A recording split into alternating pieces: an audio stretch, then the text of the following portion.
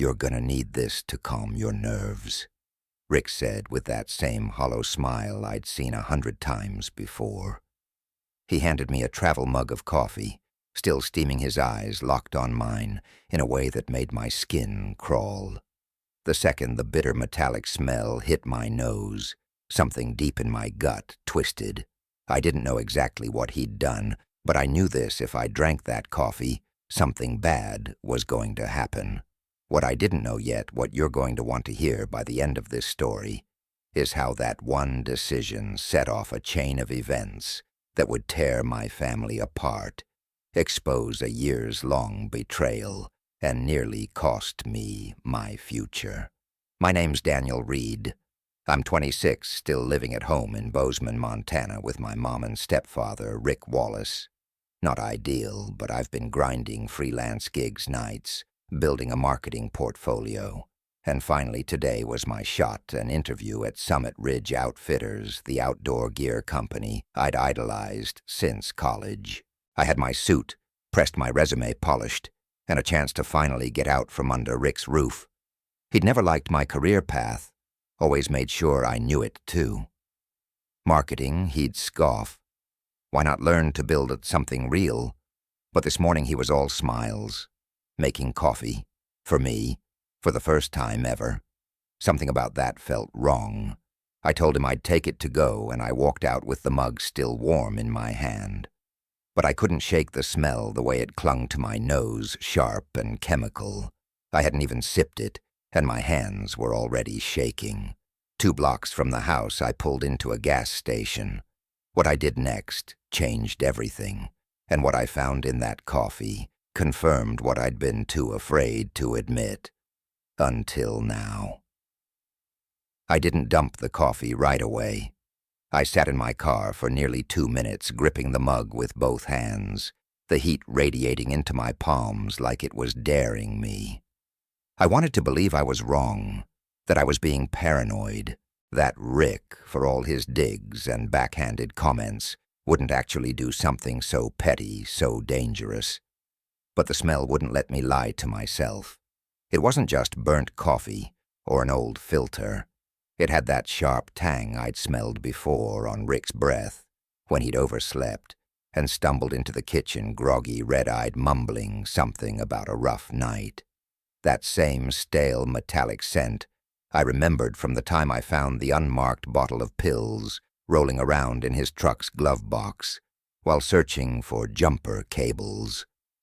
I pulled into a gas station 2 blocks from home, stepped out like I was going inside to grab a snack, and casually popped the lid off the mug over the nearest trash can. The liquid inside was darker than normal coffee. Slick. It didn't swirl the way coffee should. There was an oily film floating on top that shimmered slightly in the morning light. That's when my hands started shaking. I dumped it, wiped the rim clean with a napkin, and tossed it all away like it had never happened.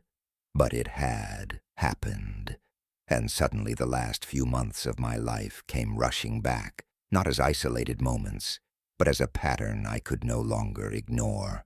Rick had always been critical of me, especially after I graduated college. He didn't like that I'd chosen marketing over a trade. He thought I was wasting time chasing vanity work instead of building something with my hands. In my day, you learned a skill and stuck with it. No one needed hashtags to feed their family, he liked to say. The words used to roll off me, but lately they'd started sticking. Because they weren't just words anymore. They came wrapped in actions, subtle ones that added up. My alarm mysteriously reset the night before a virtual job interview. My files on my laptop rearranged, or in some cases deleted altogether. I'd chalked it up to stress, technology mishaps, user error. But standing over that trash can, watching the oily liquid soak into the napkins and fast food wrappers, I realized something I hadn't dared consider. Rick wasn't just hoping I'd fail. He was making sure I did. Living with Rick hadn't always felt like this. When he first married my mom 4 years ago, I was cautiously optimistic. She'd been alone for over 2 decades, working double shifts at the hospital, never dating seriously. I was happy she'd found someone. And for a while, Rick seemed decent. He fixed leaky faucets, brought her flowers, even helped me move into my college dorm. Glad to see a young man pursuing his education, he'd said, slapping me on the back. Just remember, no shame in swinging a hammer if this doesn't pan out. At the time, I laughed it off. But after graduation, when I moved back home, thinking it would only be for a few months while I looked for a job, something shifted. My presence became a sore spot. Rick grew colder, more condescending. I could feel it in the way he asked about my freelance gigs, never really listening to the answer, just waiting to smirk and say that all thought digital ads were the new gold rush. And my mom. She tried to stay neutral. He just wants you to have security, she'd say. His dad was hard on him, too. That's just how he shows concern. But even she couldn't deny that the air in the house had changed. It wasn't just tension anymore. It was pressure, constant and heavy. The moment I told them about the Summit Ridge interview, I saw something flicker in Rick's face. My mom had beamed, hugged me tight, whispered, "I knew you'd get your shot." Rick, washing dishes at the sink, didn't even turn around. "Don't count your chickens," he muttered. That night they argued in their room. I couldn't make out every word, but I heard my mom say, "Why can't you be happy for him?" And then Rick, low and hard, replied, "Because it's not real. He needs to wake up."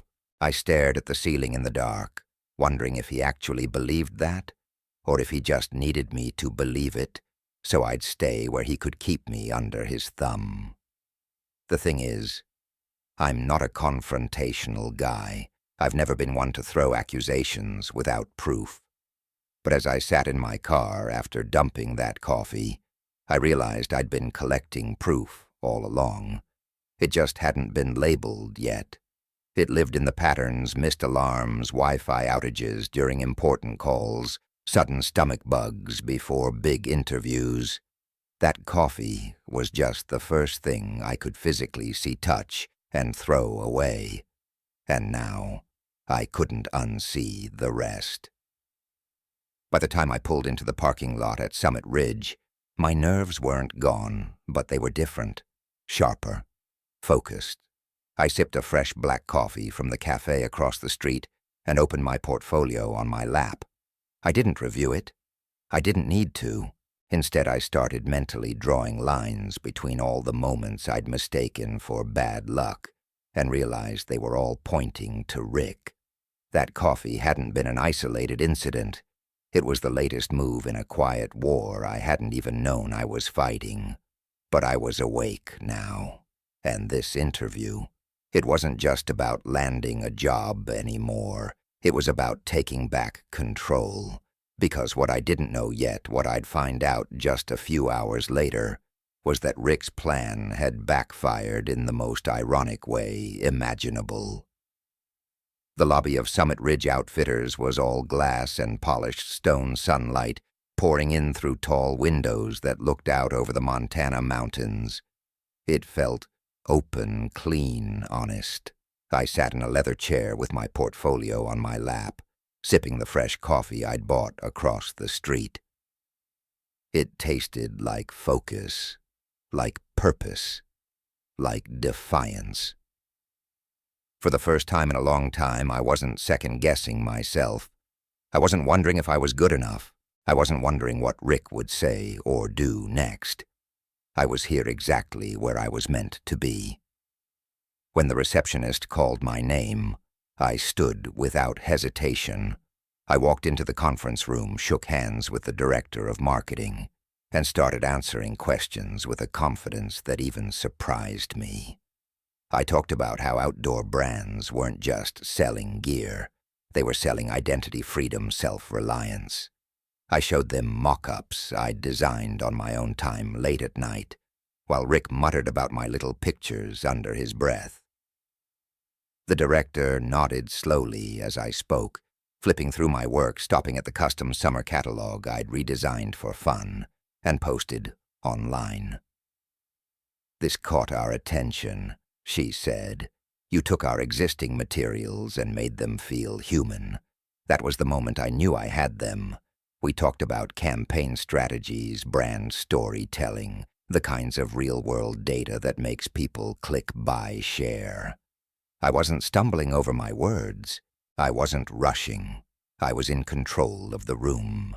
Every second felt earned." When she asked, "Where do you see yourself in 5 years?" I didn't hesitate. "Building something lasting," I said. "I want to create campaigns that don't just sell, but help people see themselves in the experience." She smiled. "We'd like you to start Monday." I left that office with a job offer in one hand and something even more valuable in the other: proof. Proof that I was capable, that all those months I'd doubted myself weren't about me. They were about the pressure I'd been living under, about the sabotage I hadn't yet had a name for. I didn't feel relief exactly. I felt resolved. The game Rick had been playing for months had just ended. And the best part, he didn't even know it yet. Driving home, I was already mentally packing my bags. The starting salary wasn't huge, but it was enough to finally move out, start fresh, breathe, without constantly watching my back. But when I walked in the front door, something stopped me cold. The sound of retching came from the living room. I stepped in to find Rick slumped over on the couch, a plastic bucket in front of him. His face was gray, covered in sweat, lips pressed tight. And next to him on the end table was my travel mug, the one he'd filled that morning. I didn't say anything right away. I just stood there, stunned, watching him wipe his mouth with the back of his hand. "You're back," he mumbled, barely lifting his head. "Got the job," I said evenly. "Start Monday." His eyes flicked up to meet mine. There was a flicker of something surprise, maybe. Then something colder. He turned away, groaning, hunched over the bucket again. My mom walked in from the kitchen, concern written all over her face. "Daniel, you're home? How did it go?" I couldn't help the smile that spread across my face. "They hired me, on the spot." She hugged me tight, the tears brimming in her eyes. "I knew you could do it." Behind her, Rick didn't say a word, just stared at the carpet like it had something to tell him. I pulled away from Mom and gestured to him. "What happened?" "He's been sick all day," she said quietly. "Started right after you left. He said it was something he ate." Maybe from the diner. I glanced at the mug again. He hadn't been to any diner. That coffee hadn't been made for him, but he'd clearly helped himself to it after I left. I nodded slowly, pieces clicking into place like they'd been waiting for me to connect them. That night I sat at my desk and opened the small drawer where I'd stashed the pill bottle I found in Rick's truck weeks ago. The label was gone, but the shape of the pills was familiar. Small, white, dusty, and unmistakably not vitamins. I'd taken the bottle quietly after I found it, replacing it with an identical empty one from the bathroom cabinet. At the time I wasn't sure why. Insurance, maybe. But now it all made sense. The powdery residue at the bottom of the mug, the symptoms, the timing. I thought back to every missed interview, every late alarm, every anxious morning I'd blamed on myself. Rick hadn't just disapproved, he'd intervened. Tried to drug me. Maybe not to hurt me outright, but enough to throw me off my game, make me look incompetent, delay my progress, keep me stuck under his roof, his rules, his control. And now he'd poisoned himself with the very tool he meant to use against me. If that shocked you, hit like. If you've ever seen someone's manipulations backfire, like this comment below. I want to hear your story. And don't forget to subscribe for the next part, because while Rick spent the next 2 days nursing his stomach, I was quietly laying the groundwork to leave. Not just the house, but the fear, the self-doubt, the years of subtle control. What came next would change everything, not just for me, but for my mom, too. 2 days passed in an eerie kind of silence.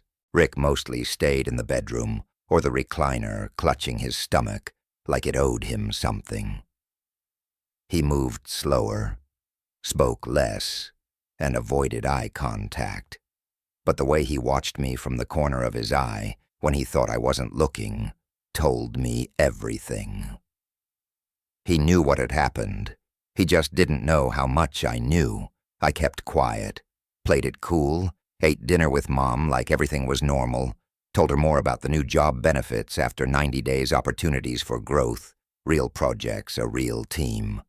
She looked proud, and more than that, relieved. But there was tension under her smile. She knew something was off with Rick, and I could tell she'd been wondering why he was suddenly so sick after making that special coffee. That night I waited until the house was quiet, then pulled the pill bottle back out from my drawer.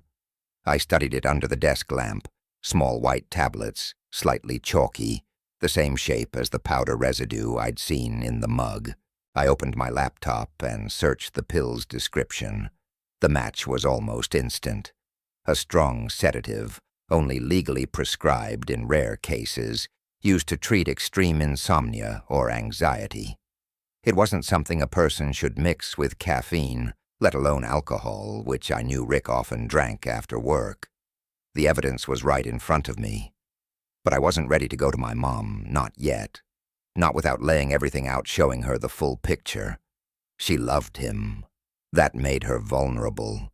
Rick hadn't just tried to control me. He was controlling her, too. Gently, subtly. It wasn't the kind of abuse that left bruises.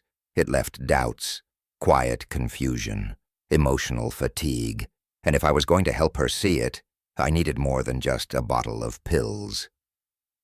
The next morning, Rick finally emerged, looking pale, but less miserable. He poured himself coffee, his own this time, and sat at the kitchen table scrolling through his phone. I sat across from him with a bowl of cereal and acted like nothing had happened. Feeling better, I asked casually. Fine, he muttered, not looking up. I nodded. Good, I'm checking out apartments today. Need to move fast if I'm going to be settled before the job starts. His eyes snapped up.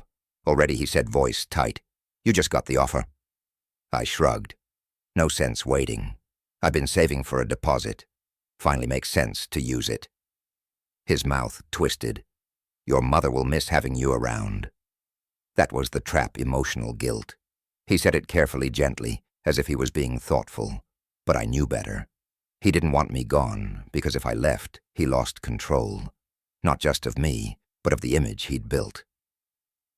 I'll only be across town, I said, sipping my cereal milk. We can still do Sunday dinners. His jaw tightened again, just slightly. You know, entry-level jobs aren't exactly stable, he said. They burn through young guys like you, work you hard, drop you before benefits kick in. I looked at him calmly. Thanks for the concern, but I think I'm ready. That afternoon I toured 3 places. The first was too dark. The second was too expensive. The third, a modest studio above a bakery, was just right. 10 minutes from the Summit Ridge offices, safe neighborhood, clean and simple. I filled out the application, gave them my offer letter, and by the next morning I had a lease in hand. I'd be moving in 5 days. I returned home to pack feeling lighter than I'd felt in over a year. I was almost free. But I couldn't walk away without warning my mom. That evening, while Rick was in the garage working on his truck, I slipped into the kitchen and found Mom chopping vegetables for dinner. Can we talk? I asked. She gave me a worried look, but nodded. We went into my room and I shut the door. She sat on the edge of the bed, hands in her lap, and waited. I reached into the drawer and pulled out the pill bottle, placing it gently in her hands. What's this? She asked, frowning. I found it in Rick's truck, I said. I switched it with an empty one a while back. I didn't know what it was at first. Now I do. She turned the bottle, slowly squinting at the worn label. Strong sleep aids, not prescribed to anyone in this house. It was in the coffee he made me. I said. "The morning of my interview. I didn't drink it." "He did. That's why he was sick." She looked up at me, eyes wide. "Daniel, are you saying I'm not guessing?" I interrupted. "This has been going on for a while. My alarm reset before job interviews. My Wi-Fi cut out. Files went missing. It wasn't bad luck." Her face paled, but she didn't argue. "He said he got food poisoning from the diner that day," she whispered. "He didn't go to any diner." Silence fell between us like a heavy curtain.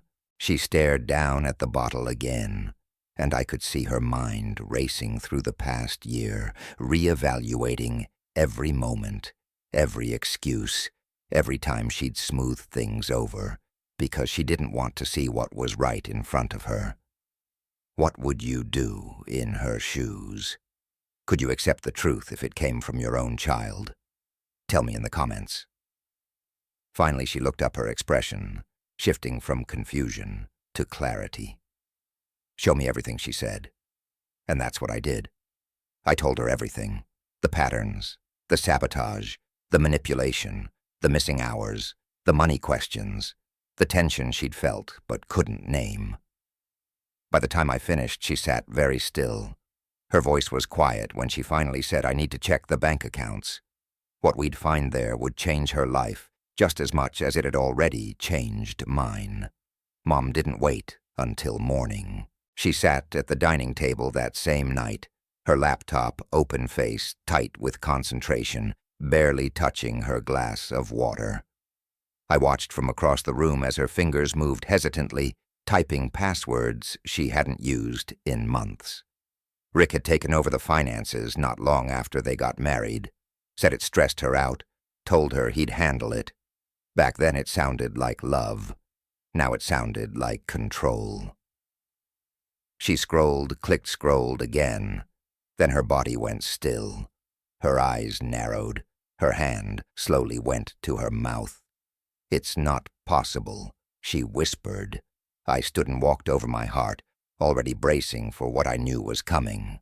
"What do you see?" "My savings," she said. "There's barely anything left." She turned the screen toward me. "There were supposed to be over $30,000 in here. It's under $11,000 now." "Check the history," I said. She did. One by one the transactions appeared. Withdrawals in amounts just small enough to avoid setting off alerts. Most under $500. Dozens of them. Over the course of nearly 3 years. Cash, she said. He was pulling it out as cash. And here, look, transfers to a separate checking account. One I never knew existed. Her face was white. I could see it all starting to click. The tools Rick bought but never used. The sudden weekend trips with his buddies. The way he always seemed to have beer in the fridge gas in the truck, and excuses when Mom asked about finances. He said things were just tight. She said, her voice cracking. That inflation was hitting everyone. I said nothing. Just let her sit in the truth. Because if she was going to move forward, it had to come from her, not from me, pushing not from accusations. Just from the hard facts in front of her face. Then she stood up. Her shoulders straightened. "He's been stealing from me," she said, not like a question, but like a sentence. "Little by little. My retirement. My peace of mind." I nodded, and manipulating both of us to keep it quiet. For a long moment she just stood there in the kitchen, staring at the wall like it might collapse. Then she whispered, "I need to talk to the bank. A lawyer. I want to know what I can do. If you want me to stay," I began. But she shook her head before I could finish. "No, you need to start your job. You've waited long enough. I'll handle this, I have to." That was the turning point. Not the stolen money or the poisoned coffee, but that exact moment. The moment she stopped making excuses and started making decisions. The next few days moved fast. I kept packing. She made calls quietly at first, then confidently. She drove to the bank alone twice, came back each time with a new fire in her eyes. I've frozen the accounts he was using, she told me on Thursday. Opened a new one in just my name. It's not much, but it's safe. What about the mortgage utilities all taken care of? She said. From the new account. He doesn't have access anymore. I looked at her, realizing for the first time in years that she didn't seem tired. She seemed awake, like someone had finally opened a window in a room she didn't know she'd been locked inside. What's your plan? I asked. I meet with a lawyer Monday, she said. After you move out, after you're safe. Her voice didn't waver.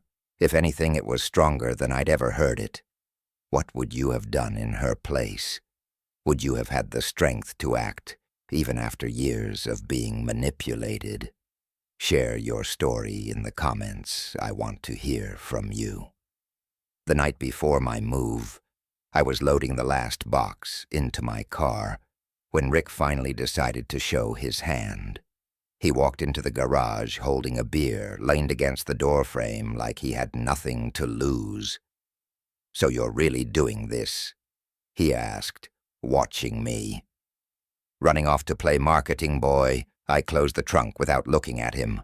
It's a good opportunity. Your mother's upset, he said, eyes narrowing. Thinks you're abandoning her. He was baiting me like always, trying to pull me back into the guilt, the confusion. But it didn't work this time. She told me she's proud of me, I said. Said it herself. His jaw tightened. You've been different this week. Whispering, taking calls, making moves. I shrugged. Just busy with the move. Then his voice dropped. I saw that note you left in my toolbox. His stare hardened. Think you're clever, huh? I turned to face him, calm, just observant. He took a step closer. Jobs fall through all the time, he said softly, especially for people who aren't reliable, who miss days, who show up, off. The threat was clear, but so was my answer. That'd be unfortunate, I said, almost as unfortunate as a forgery investigation, or a doctor asking what kind of stomach bug matches the symptoms of sedatives and coffee. He froze, for a beat too long. You don't know what you're talking about, he snapped. Maybe not, I replied, but Mom's lawyer might. I didn't wait for his answer. I walked past him into the house, my chest tight, but my steps solid. I knew I'd shown my hand, but it felt right. He needed to know the game was over. And later that night, behind the thin walls of our house, I heard them arguing. Her voice was louder than his, for once. The morning I moved out, the house felt colder than usual. Maybe it was the mountain air slipping through the cracks, or maybe it was just the weight of silence hanging between the walls. I woke before the sun showered, dressed, and carried the last few boxes out to my car. My mom met me in the driveway, her arms folded tightly over her robe hair, still damp from the shower. But her eyes, those were sharp, awake, different. She hugged me tighter than usual and slipped an envelope into my hand. A housewarming gift, she said. Don't open it until you're there. I nodded, slipping it into my jacket pocket without a word. From the window I could see Rick watching us from his recliner, curtains barely drawn. He didn't come outside, didn't say goodbye, just stared, pretending nothing had changed. But everything had. Driving to my new place, I didn't feel triumph. I felt something better, freedom, like I was finally breathing my own air. The studio apartment was small above a quiet bakery that smelled like cinnamon and yeast by mid-morning. The walls were a pale beige, the carpet worn but clean, and the windows let in more light than I'd seen in over a year. It wasn't perfect. It was mine. I unpacked in silence, taking my time. Around noon, I remembered the envelope. Inside was a handwritten note. You've always had the strength. I just needed to see it. And tucked behind the card, hid a photo of me and Mom at my high school graduation, arms around each other, beaming. The edges were worn. She'd been carrying it around for years. That moment hit me harder than anything Rick ever said or did. She hadn't just been protecting me all those years, I'd been protecting her, too. We were both finally free of the same weight. Different chains, same burden. 3 days later, I was knee-deep in setting up my work laptop when my phone buzzed. It was Mom. "Can we talk?" she asked. Of course, I said. Her voice was low calm, but had that underlying steel I'd started recognizing lately. "Craig told me something this morning," she said. "Said you were hostile toward him. Said you left a threatening note in his toolbox." I sat down, slowly. "Did he tell you what was in the coffee the day of my interview?" There was a pause. "He said he didn't feel well. Thought it was something from the diner." "He didn't go to any diner that morning," I said flatly. "He made coffee for me. He got sick after he drank it." Silence again. Then she said, "Daniel, that's a serious accusation, which is why I didn't say anything until I could prove it." I replied, "But I can't ignore it anymore." I explained everything. Again. The pills, the sabotage, the patterns, the money. Her face fell quiet on the other end of the call, but I knew she wasn't doubting me this time. She was processing. "Have you checked your retirement account lately?" I asked softly. "Have you checked your savings?" "You're checking." Her voice broke. "I've been afraid to." "Then don't be anymore. What would you do if someone you trusted started looking more like a stranger? Have you ever missed the signs until they hit you in the face? Leave your story in the comments." Later that night, she called again. "I checked," she said. "He's been siphoning for years, close to 20 grand. I found forged signatures, withdrawals just under the alert limit. It's all there." Her voice cracked. "He said he was borrowing it, said he was planning to pay it back, that it was just temporary." "That's not borrowing," I said. "That's theft." "I know," she whispered. The next day, she met with the lawyer, the one she'd found through a friend at work. She didn't tell Rick where she was going, just got in her car and left. By the time she returned, she had paperwork in hand. Divorce proceedings, asset protection, a formal investigation request submitted to the bank. And Rick. He knew something was coming. He could feel it. He started getting more irritable, more defensive. He kept asking about me, where I was, what I was telling people. Mom played it cool, kept her tone even, but the balance had shifted. He wasn't in control anymore. He knew it. She knew it. And I think in his gut he understood what that meant. If you've ever watched someone lose control, not with yelling, but with silence, tell me about it. I want to know how it changed you. That Thursday night, Mom found me in the kitchen of my apartment while I was making a sandwich. She looked tired, but focused, and when she spoke, it was barely above a whisper. I opened a new account, transferred what was left. It wasn't much. "How much is missing?" I asked. "Almost 20,000, she said, eyes glassy. "Over the last 3 years. Small enough to hide, big enough to matter."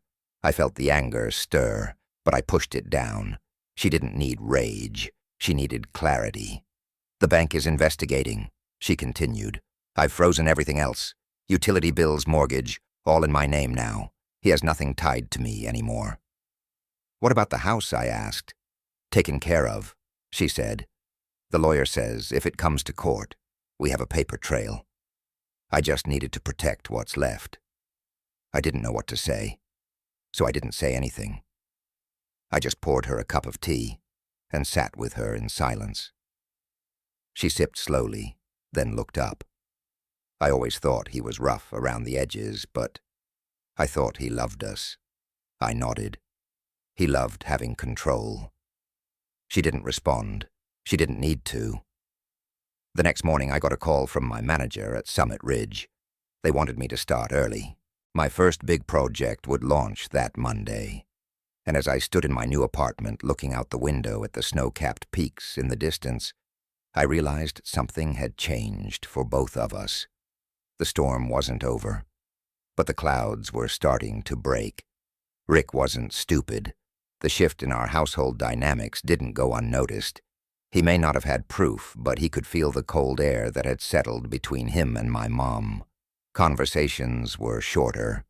The warmth she used to offer out of habit was gone. She didn't ask about his day, didn't linger at the dinner table, didn't laugh at his sarcastic quips. And when she did speak, her words were clipped and deliberate, like someone who had finally learned not to waste energy explaining herself to a wall. I think that unnerved him more than anything. Silence. Not anger, not yelling, just still, heavy quiet. He tried to pry, to act concerned. Asked if she was feeling okay, if something was wrong. She would look at him and simply say, "I'm fine." Then she'd go back to whatever she was doing, reading bank statements, talking quietly on the phone in the backyard, locking her car at night, even though they lived in a quiet suburb. These small behaviors, once unthinkable, were now part of her routine. The control Rick used to wield had slipped, and he knew it.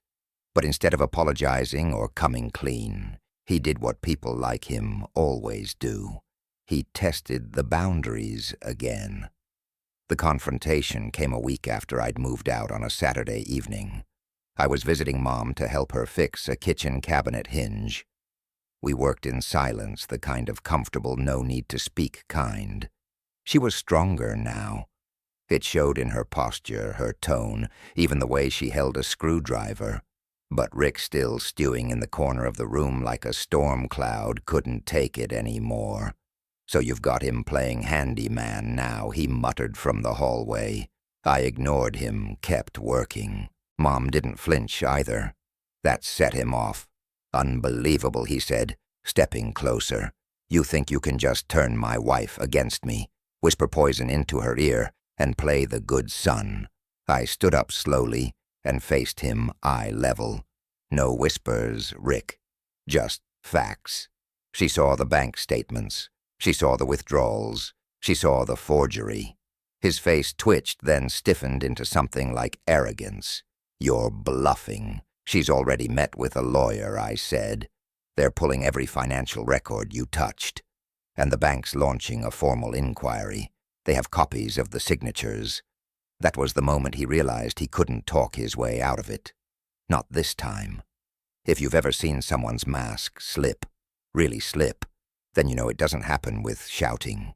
It happens with a pause, a flicker in their eyes when they realize they're not holding the cards anymore. Have you seen it before? Let me know in the comments.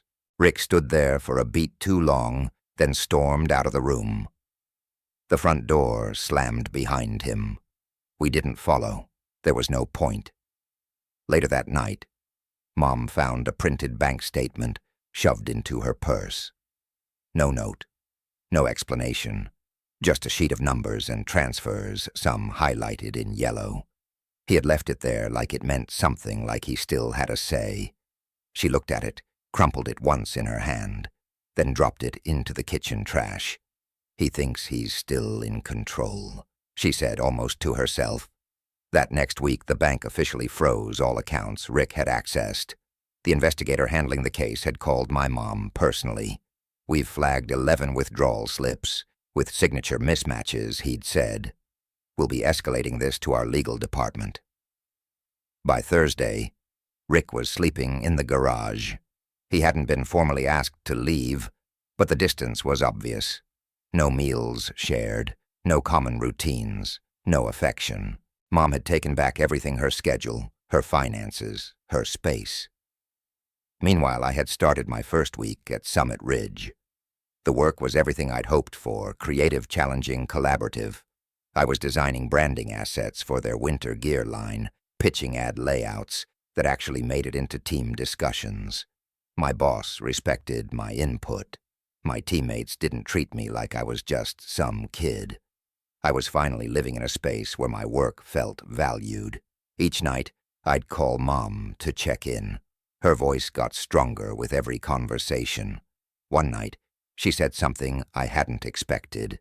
"I found the login to my retirement account," she told me. "It's worse than I thought.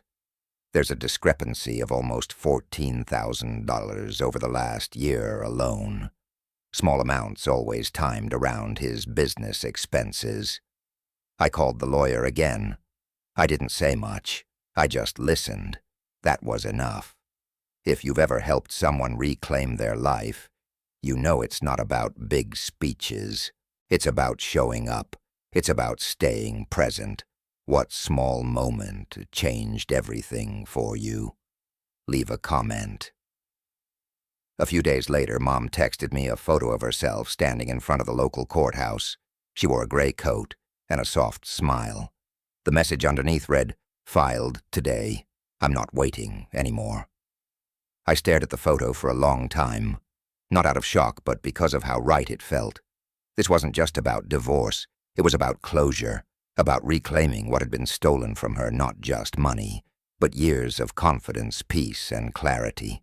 As I put down my phone, I realized something had shifted in me, too. I'd spent so long trying to prove myself to someone who never saw me. And now I didn't need to prove anything. Not to Rick. Not to anyone. I was building something new on my own terms. The next time I saw my mom, she had a list of everything she was going to transfer to her name utilities car insurance. Even the house deed. She wasn't asking permission. She was drawing the final lines. And somewhere deep in the house, Rick was still watching, still hoping the storm would pass. But this time the storm wasn't coming. It was already here. The night before everything changed for good, Mom found me on the balcony of my apartment, looking out at the lights of Bozeman. It was late, almost 10, and she had driven over without calling. I wasn't surprised to see her. Something in her voice over the phone earlier had carried a weight she hadn't yet spoken out loud. She stood beside me in silence for a moment, her hands wrapped around a cup of takeout coffee, steam curling up into the cold. "I moved the rest of my money this morning," she said. "Opened an account at a different bank. One he can't touch. Not a shared account. Just mine." I didn't tell him. I nodded, waiting. The balance was less than half of what I should have had, she continued. $19,384. That's what's missing across everything: savings, retirement, checking. All bled out in small drops. She said it like a surgeon reading off damage after a slow bleed, calm, factual, but hollowed out inside. I called the bank again. They've submitted a full fraud report. The investigator said they'll be turning it over to local authorities within the week, and the lawyer has all the paperwork ready. "Are you scared?" I asked quietly. She didn't answer right away. Instead, she leaned her elbows on the railing and stared out at the quiet street below. "I'm angry," she finally said, not just at him, at myself, for not seeing it sooner, for letting him isolate me, manage my money, speak over me. But most of all, I'm angry that I let it go on after I started having doubts. That honesty hit me harder than I expected. My mom wasn't weak, she never had been, but hearing her say those words aloud made her stronger than ever, because naming it meant taking ownership of what came next. That's something no abuser can ever prepare for the moment you stop being afraid. Have you ever watched someone reclaim their voice after years of silence? Tell me what that moment looked like for you or someone you love. It matters more than you think. Mom stayed for an hour, and when she left, she hugged me tighter than she had in years. "If things go the way I think they will," she said, as she stepped into the elevator, "I'll need a place to land for a few days, just in case." "You always have a place," I said, and I meant it. The next morning, it all unraveled. The police showed up at the house around 9:15. Rick wasn't expecting them. The report from the bank had gone through faster than anyone thought. They had enough to bring him in for questioning 11 forged withdrawal slips, 3 separate bank accounts, and prescription drugs found in the house, not prescribed to anyone legally residing there. Mom called me around noon. They took him in handcuffs, she said. He didn't even argue, just asked if I was coming to the station. I told him no. Her voice didn't shake. It didn't rise. It was steady, steadier than I'd ever heard it. He said he was going to explain it all, she added after a moment, that it was just a misunderstanding, that he never meant to hurt us. I didn't say anything, because what is there to say when someone's been planning the collapse of your stability for years and then tries to wrap it in regret once they're caught? That evening she stayed at my place. She brought a small overnight bag, her favorite blanket, and 2 cartons of soup from the Thai place down the street. We didn't talk about Rick.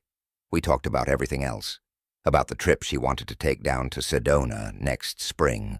About the coffee shop she used to dream of opening. About how her friends had started reaching out again, people she hadn't heard from in months, because Rick always had a reason for her not to answer calls or attend dinners. That was the most striking part of all the world that reopened as soon as he left.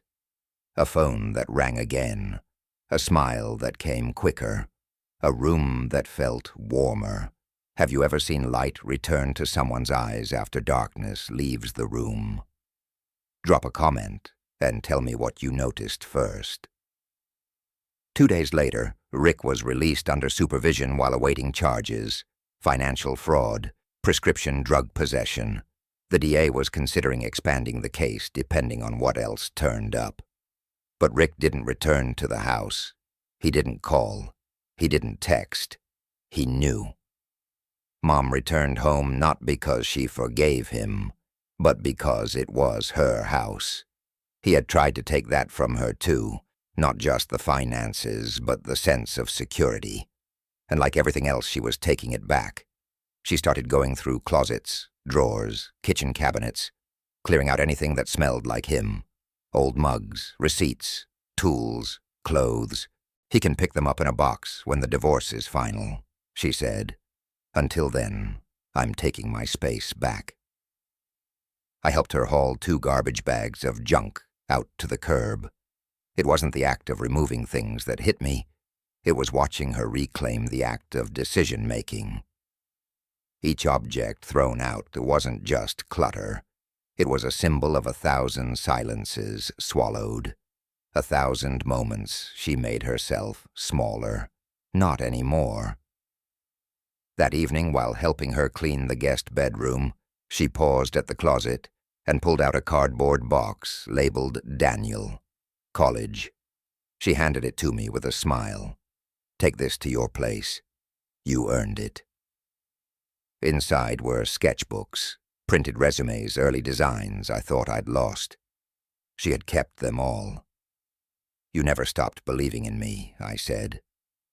Not once, she replied. We stood there for a moment, both of us aware of what we had just crossed something unspoken but deeply real. The kind of shift you only feel when you finally stop surviving and start living. And as we turned out the light in that room, I knew the real healing had only just begun. 2 weeks after Rick's arrest, the energy in my mom's house was unrecognizable. The air no longer felt heavy. The walls no longer echoed with tension. She moved differently now, calmer, more grounded. Her voice had strength again. And instead of waking up bracing for the day, she rose early, opened the curtains, brewed fresh coffee, and played music while she made breakfast. For the first time in years, the house felt like a home. One Saturday morning, I stopped by to help her install a new deadbolt. She met me at the door with a smile and a clipboard in her hand. I made a list, she said. Things to fix, replace, throw out. Things I used to wait on him to do. She waved the clipboard like a banner. Not anymore. Inside the living room had been rearranged. Photos that once sat on the shelves, most of them of Rick, or photos he'd insisted on keeping, were gone. In their place were new frames, me as a toddler, her graduation from nursing school, a photo from the trip we took to Glacier National Park when I was 15. It was like she was rebuilding her life from memory, only this time on her terms. We worked through her list together, checking off small repairs, door hinges, an outlet cover the leaky faucet in the hall bathroom. With each fix, I saw her shoulders drop a little more. Tension that had lived in her body for years was finally leaving. And then after lunch, she surprised me. I went by the old Main Street cafe space, she said, the one I used to talk about. I looked at her, not sure where this was going. It's available, she said. The lease isn't cheap, but with what's left from the savings, and once the court orders restitution, I could swing it. I think I want to open my own place. For a second, I couldn't speak. This was the dream she'd put aside when I was little, the one that lived in late-night conversations and bookmarked cookbooks. Do it, I said. You've earned this. Have you or someone you love ever chased a dream they thought they had buried years ago? Tell me in the comments, what dream are you finally ready to bring back to life? Over the next few days, she drafted a business plan, met with a local advisor, and reached out to old friends for advice. One of her former co-workers from the hospital, now semi-retired, offered to invest a small amount to help with startup costs. Another friend volunteered to help design the interior. It was as if the world had been waiting for her to say yes. Meanwhile, Rick was still out on conditional release, but he wasn't showing up. Not at the house, not in court. His lawyer filed for an extension citing medical issues, but the bank's fraud department had already submitted a second batch of evidence, 5 more transactions under his name, tied to accounts Mom never authorized. Prescription drug records also didn't match any legal use under either of their names. The DA's office was preparing to add more charges. At work, things were finally clicking for me, too. My manager asked me to lead the design on a new winter catalog. It was the first time in my career I'd been given full creative control, and I poured everything into it. I used the mountains outside my window, the local stories we heard from our customers, even old memories of camping trips with Mom as inspiration. It wasn't just work. It felt personal. One afternoon, just as I finished editing the final page layout, my phone buzzed. A photo. It was Mom standing in front of a small brick storefront, holding a key in one hand and a coffee mug in the other. Her message read, "Signed the lease today. We open in 3 months. Names already picked, second morning." I stared at that photo for a long time, not just because she looked happy, but because of what the name meant. Second morning. It was quiet and simple, but powerful. It was about starting again after the worst day of your life, about knowing that the sun still rises, about choosing to move forward, even if you don't feel ready yet. If you were to name your second morning, what would it look like? What would it mean for you? Leave a comment. I want to hear what new beginnings feel like in your world. That evening I visited the new space. The inside was still bare. Concrete floors, exposed beams, the scent of dust and sawdust hanging in the air. But I could already see it, the wooden tables, the quiet hum of conversation, the espresso machine hissing steam behind the counter. And behind it, all my mom smiling. Not because someone told her she should, but because it was hers, was all of it. She walked me through her plans where the counter would go, the reading nook in the corner, the framed photos of local families she wanted to hang. I want it to feel like somewhere you can exhale, she said. A place that lets people breathe again. I helped her mark out a few measurements before we locked up for the night. Outside, she turned to me and said something I'll never forget. "I'm not afraid of him anymore," she said. "And I'm not afraid of myself, either." That quiet confidence, that stillness in her voice, it said more than any court hearing ever could. She had stepped out of the shadow and was now building something with light. The sun was setting as I drove home, casting long golden beams over the streets of our little town. Everything felt different, but not unfamiliar. like coming back to a place you've always known, only now you finally see it for what it is. I parked, stepped inside my apartment, and sat down at my desk, already thinking about the letter I was going to write next. Because the story wasn't over, and there was still one final confrontation waiting to unfold. It was the Thursday before Mom's first meeting with the judge, and I had just gotten off a long strategy call at work when my phone buzzed. It was a text from her. "He's here." He showed up at the house. I told him to leave. "He's in the garage." I didn't hesitate. 15 minutes later, I pulled into the driveway I used to call home, my jaw tight, my heart already racing. The garage door was cracked open, just enough for light to spill out onto the concrete. I stepped inside, slowly expecting confrontation. What I got was worse. Rick sat on a folding chair near his toolbox, beer in one hand, the other rubbing his temple. He looked smaller than I remembered, not physically, but drained, like a man who'd finally realized the ground beneath him wasn't just shaking, it had already crumbled. So he said, without looking up, "She sends you to talk for her." Now I didn't answer right away. I closed the garage door behind me and leaned against the wall, arms crossed. "She doesn't need anyone to talk for her anymore," I said. "You should know that by now." He scoffed.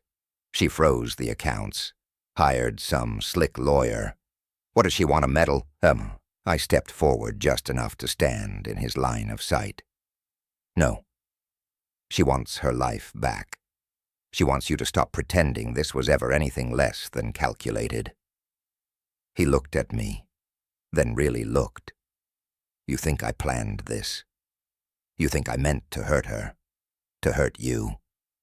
He shook his head, the beer can rattling in his hand. "You don't understand what it's like to build a life and watch it slip away. No, I said you don't understand what it's like to build someone else's life and watch them take it over like they own it. You drained her accounts. You gaslit her. You tried to sabotage me, and you got caught." That word landed harder than I expected. Caught. His shoulders stiffened. I was going to pay it back. You said that the last time, and the time before that. But 20 grand doesn't just accidentally disappear.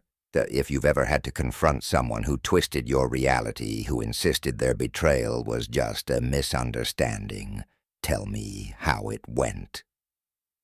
What gave you the courage to speak? Rick stood up, slowly set the beer down on the workbench. "You know jobs like yours come and go. One misstep, one cut in the budget, and they'll drop you.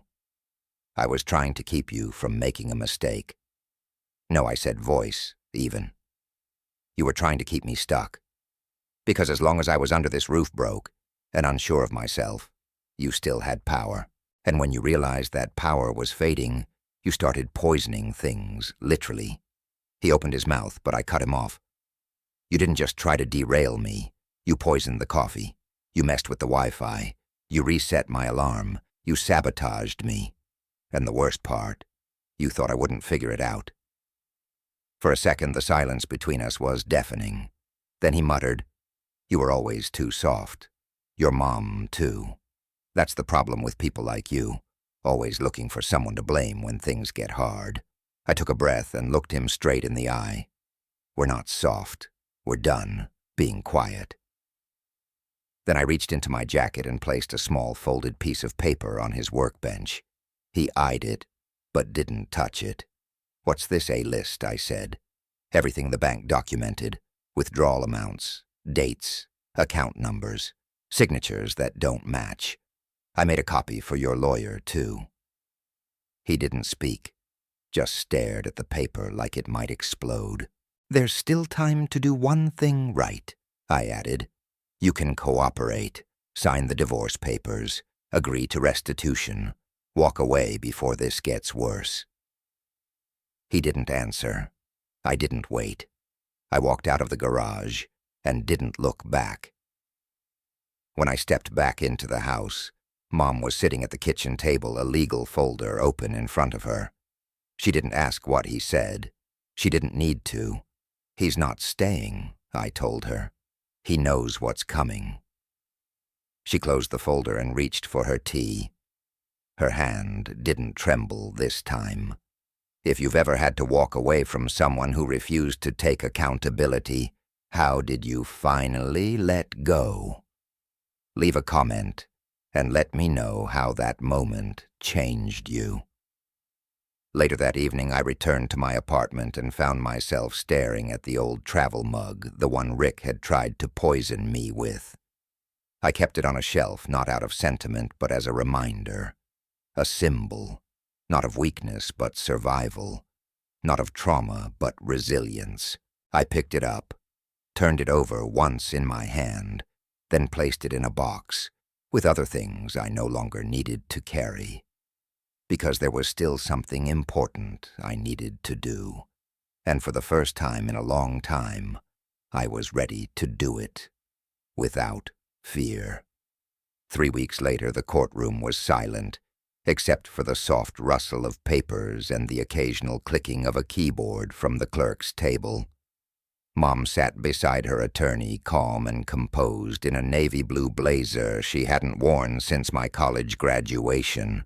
I was seated a few rows back, watching her not as a son looking after his mother, but as a witness to a woman reclaiming her power in full view. Rick entered last. No handcuffs this time, just a rumpled button-down shirt and a stiff expression that flickered with unease every time he looked toward our side of the room. He avoided my eyes. That didn't surprise me. There wasn't much left for him to say. The hearing was mostly procedural, reviewing financial statements, presenting copies of forged documents, confirming timelines. The investigator from the bank submitted a notarized statement detailing the 11 verified forgeries totaling over $19,000 siphoned from joint and individual accounts. On top of that, the prosecution had added 3 counts of possession for the unprescribed sedatives found in the home, 2 of which matched pills recovered from the coffee mug I had saved and turned over weeks ago. When Rick's lawyer tried to suggest the transactions were a misunderstanding, a man trying to balance household pressure in tough economic times, the judge's response was immediate and firm. A misunderstanding doesn't require altering account access and forging signatures. A misunderstanding doesn't involve drugging another household member's beverage. Rick's jaw tightened. The weight of consequences had finally landed on his shoulders. After a brief recess, the judge called Mom forward. She stood with quiet authority, answering every question with clarity. I trusted him with my home, my savings, my health, and for years I thought I was being paranoid for feeling unsettled in my own house. But it wasn't paranoia. It was real. He just made sure I questioned myself first. She didn't cry. She didn't rage. She simply told the truth.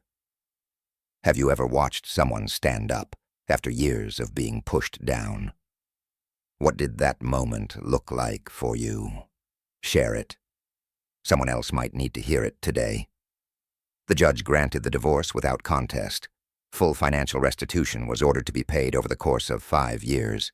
Rick's plea deal included probation, mandatory counseling, and a ban from contacting either of us without legal mediation. He didn't speak a word during the final ruling, not even when the judge asked if he understood the terms. He just nodded, his shoulders hunched as if shrinking into the floor. Outside the courthouse, Mom and I stood on the steps, under a sky just beginning to turn gray. A fall chill hung in the air, and the wind carried that distinct scent of change leaves, distant rain, and something sharper. She turned to me and let out a breath. "It's done," she said. "Really done." I nodded, not needing to add anything. Some victories don't need speeches. They just need space to breathe. The following week, I helped her move a few final boxes into the cafe space. It was still under light renovation, new counters being installed, menus printed lighting, adjusted, but it already felt alive. She'd chosen soft green walls and warm wood furniture. A corner shelf held books donated by her friends. Another had a display of locally made crafts. Every detail felt like a page from her story. And on the wall near the entrance, a small framed quote she'd printed and hung quietly when no one was looking. Sometimes survival is quiet, but it's always worth hearing.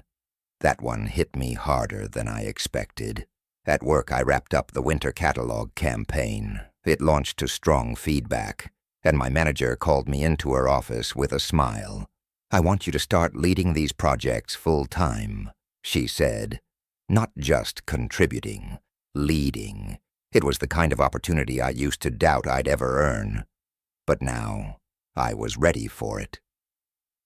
Still late one evening, I found myself hiking alone up to the ridge above town, a quiet place where the pines stood tall and the city lights shimmered faintly in the valley below. I brought one thing with me, the travel mug. The same one Rick had handed me weeks ago, filled with something meant to ruin me.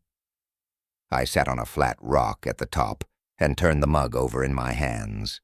I thought about what it represented, not just sabotage, but the moment I stopped doubting my own instincts, the moment I started trusting my gut again. It wasn't a symbol of fear anymore. It was a reminder of what I'd come through.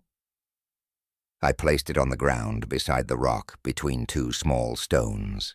I didn't bury it. I just left it there, facing the sunrise. A marker, not of pain, but of survival. If you could leave one thing behind to honor your own turning point, what would it be? Let me know in the comments. Maybe it's time you left it behind too.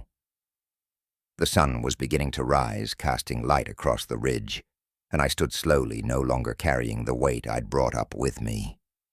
There was still a long road ahead, but for the first time in years, I wasn't walking it alone, and I wasn't walking in fear. I was walking forward, toward something better. 6 months after that morning with the coffee, everything feels different, and not just because my address or job title changed. It's the way I breathe now, slower and deeper. It's how I carry myself, not looking over my shoulder or waiting for someone to question my worth.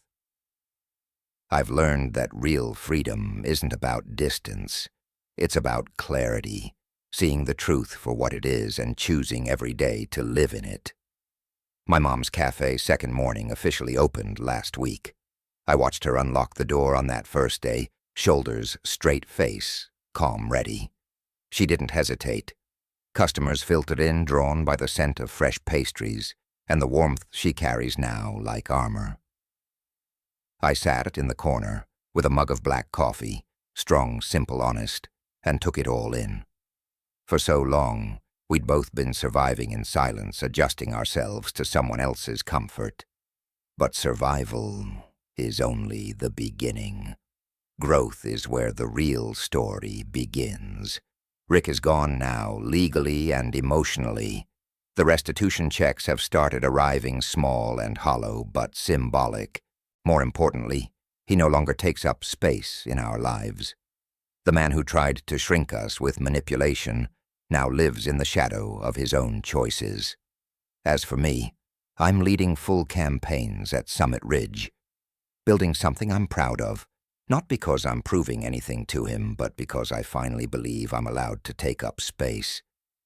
I'm not angry anymore. I'm not even bitter.